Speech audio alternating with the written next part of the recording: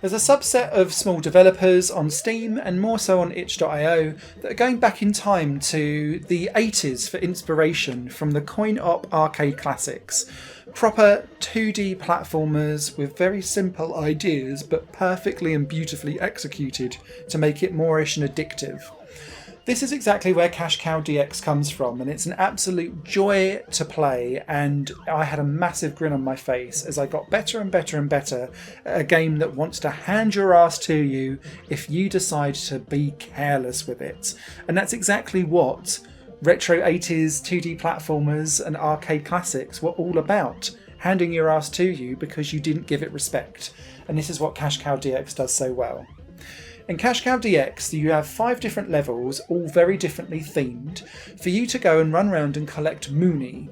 Now, Mooney is all of the jewels and gems that cover every single surface that you can traverse on in the game. So in level 1, you're going around loop-the-loops. You're doing jumps across spikes, and it introduces you to the fact that you've got pipes at the end of each level so you can kind of loop round from left to right. But you can also drop off the screen from the bottom and arrive at the top, so you can loop from top to bottom.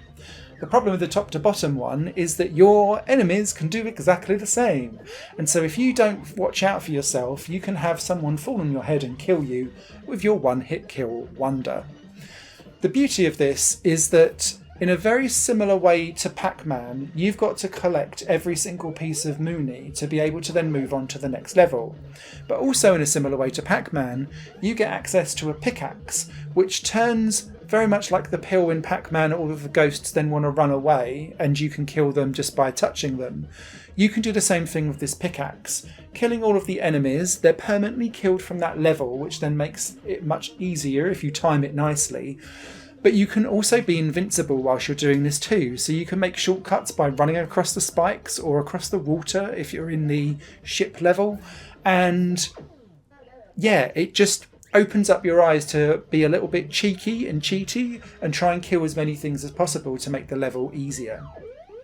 There are 5 different levels, each one is beautifully themed, and each one has an absolutely stonking soundtrack song that remind me of variants of Sonic's casino levels, I guess. They're like a little bit razzmatazz, but with a proper chip-tune beat to it. So it just, chef's kiss. I want to buy this soundtrack if it's available on Bandcamp.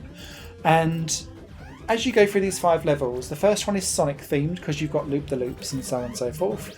The next one then starts to play with bounce and trampolines, so you can like bounce over opponents or enemies, but you need to do it to be able to bounce onto the right ledges and so on and so forth. The trampolines though break and give away, so that then opens up different ways to traverse the level. Level 3 is ships that move backwards and forth, so you've got to get used to moving platforms and deathly seas below.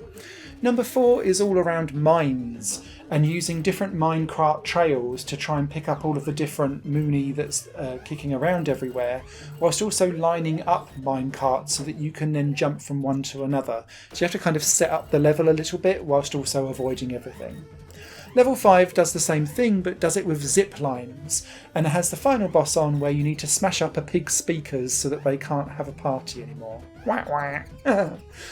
If you do very well and you're able to find a secret area in each of the levels, you can also access the bonus extra game, which is around launching poor old Cash Cow out of various different exploding barrels at the right time to collect a letter to spell out the word extra across the game, and that gives you some bonus secrets to behold.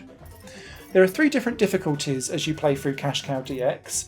Easy and medium, kind of about getting used to the game and really understanding the layouts of each level, because you need to memorise it, and it's one of those games where practice makes perfect, because you understand where the enemies are coming, where they're moving to, their radius of where they move. Admittedly, one of the enemy types follows you around, so you'll have to always take that into account. But you get into that flow state as you get more and more aware of the surroundings of each level and what's the quickest way to try and get round the level, collecting all of the Mooney as you go. The flip side of that is that when you get to hard mode, the enemies can no longer be outran because they've got faster between easy and medium, and then again to medium to hard, and they run at exactly the same pace that you do. So you have to outmaneuver them, you can't outrun them, and it makes the hard mode so satisfying when it all goes to plan, but of course extremely difficult to get there in the first place. Alongside that, there's an endless marathon which keeps going around the 5 levels, adding different variants as you go through them, and hard mode adds additional complexities to levels as you go through them, such as like reversing travelators and things like that as you move through the levels. And there's also a speedrun mode in this game as well. So not only are you looking at how you can increase your combo by trying to get as much money as possible, also using the diamonds to make your score multiplier go up, killing all of the enemies, so on and so forth. You're now also going up against the time measurement too, which is all good for the leaderboards as you wander through the different modes and difficulties.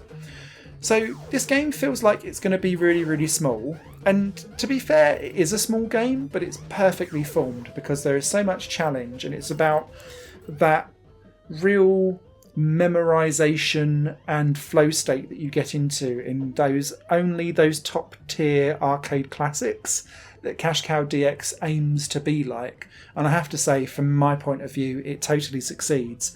Love this game, will recommend it until literally the cow comes home, and I had great fun. And so yeah, go buy it. I think people that enjoy my channel will love this type of game, and I don't think many people know about it. So here's probably one of my best finds of 2024 so far. Go pick it up. Higher Plane Games is part of the Higher Plane Network, a completely independent media outlet supported by people like you. The goal is to create the best possible content that cultivates a richer indie scene for games as well as music and entertainment. To find out more and to get involved, visit patreon.com/higherplane-network. Your support makes all the difference, and in return you'll gain access to bonus content and downloads. Thank you for watching.